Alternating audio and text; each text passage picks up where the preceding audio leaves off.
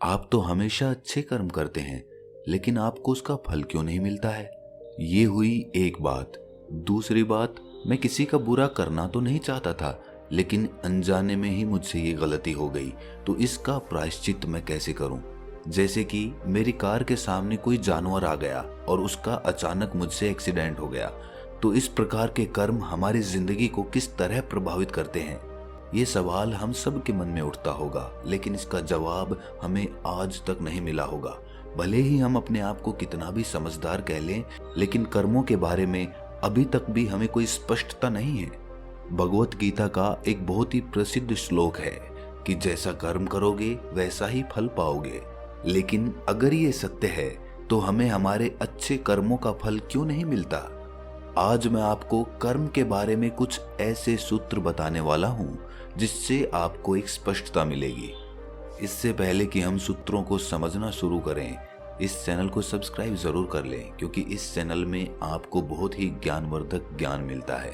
पहला सूत्र आपने बहुत बार सुना होगा, लेकिन आज आप उस सूत्र को पूरी तरह से समझ जाएंगे।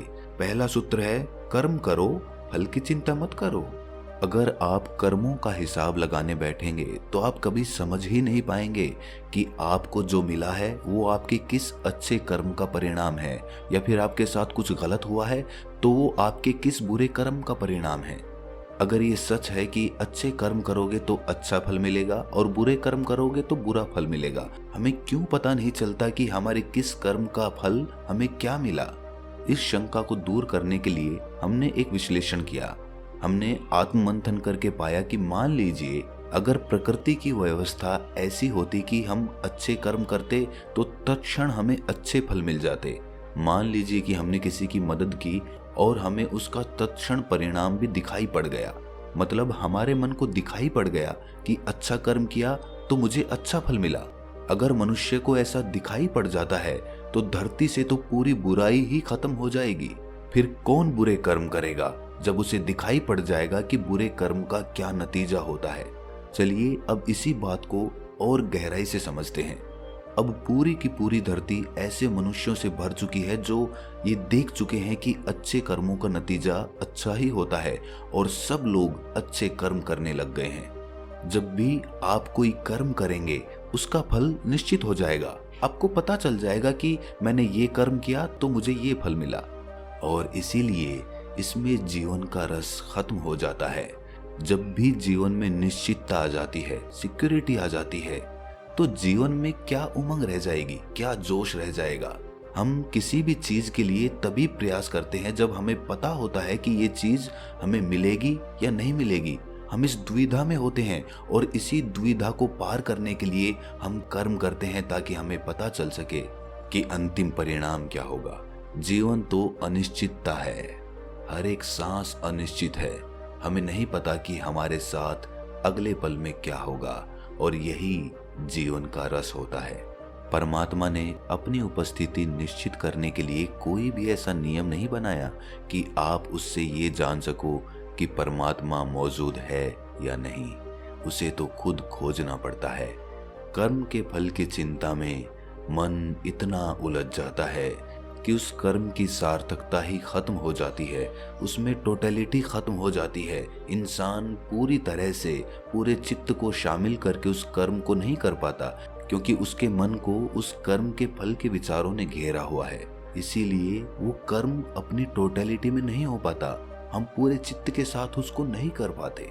और यही सबसे बड़ा कारण होता है कि हमारे ज्यादातर कर्म असफल हो जाते हैं। जब आप अपना चित्त और ध्यान पूरा उस कर्म को करने में लगा देते हैं, उसकी भविष्य की योजनाओं में नहीं लगाते, उसकी चिंताओं में नहीं लगाते, तो आप उस कर्म को टोटलिटी में करते हैं, उस काम को परिपूर्ण होके करते हैं, तो उस काम के सार्थक होने की भी संभावना बढ़ जाती है। दूसरा सूत्र है, अनजाने में हुए बुरे कर्म से अपने चित्त को साफ रखें, उसकी छाप अपने मन पे ना पड़ने दें, उससे अपना मन मैला ना करें। जब भी हमसे अनजाने में कोई गलती हो जाती है, जैसा कि हमारी कार के सामने कोई जानवर आ जाता है और उसका एक्सीडेंट हो जाता है, तो ऐसे में वो कर्म हमने अनजाने में किया है, हमने योजना से बना के नहीं किया। लेकिन एक करुणावान आदमी का हृदय ऐसे एक्सीडेंट के बाद करुणा से भर जाता है। उसका हृदय बड़ा ही दुखी हो जाता है। और होना भी चाहिए, क्योंकि करुणा इंसान का सबसे बड़ा गुण होता है। जिस इंसान में करुणा का भाव नहीं है, उसने परमात्मा की तरफ अपना पहला कदम भी नहीं बढ़ाया। लेकिन ये तो अलग बात हो गई। हमारा मुद्दा है कि जब उस करुणावान आदमी के हृदय में उस जानवर के प्रति करुणा पैदा होती है, तो उसके हृदय को बड़ा दुख पहुंचता है, बड़ी ठेस पहुंचती है। लेकिन ये समझने योग्य बात होती है कि वो कर्म हमसे अनजाने में ही हुआ है, इसीलिए उसके प्रति हमें इतना दुखी होने की आवश्यकता नहीं है। ऐसे एक्सीडेंट को हम जीवन भर अपने चित्त से बांध कर नहीं रख सकते। ऐसे में हम अपने आप को पापी कहकर पापी नहीं समझ सकते, क्योंकि ये सब परमात्मा भी देख रहा होता है कि इस कर्म में आपकी कोई गलती नहीं थी, वो अनजाने में ही हो गया। इसी तरह जब कोई आदमी गुस्से में दूसरे आदमी को चांटा मार देता है, तो क्या वो भी अनजाने में हुई गलती है? क्योंकि उसने तो अचानक गुस्से में आकर चांटा मारा है, उसकी कोई योजना थोड़ी ही थी चांटा मारने की। तो चांटा मारने का कर्म भी क्या अनजाने में हुआ है? और ऐसे कर्म का आपको क्या फल मिलेगा, कभी सोचा है आपने? तो इसका जवाब है कि ये कर्म हमसे अनजाने में नहीं हुआ, ये हमने जानबूझकर किया है, ये हमने आवेश में आकर किया है।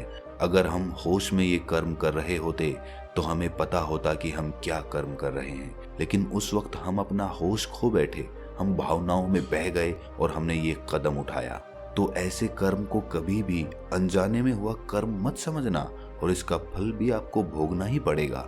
जिस आदमी के साथ भी आपकी हाथापाई हुई, आपने किसी को मारा, उसके प्रति उसके चित्त से आप जीवन भर के लिए दूर हो जाएंगे, या फिर आपकी उससे दुश्मनी हो जाएगी और भविष्य में आपको उसका परिणाम भोगना पड़ेगा।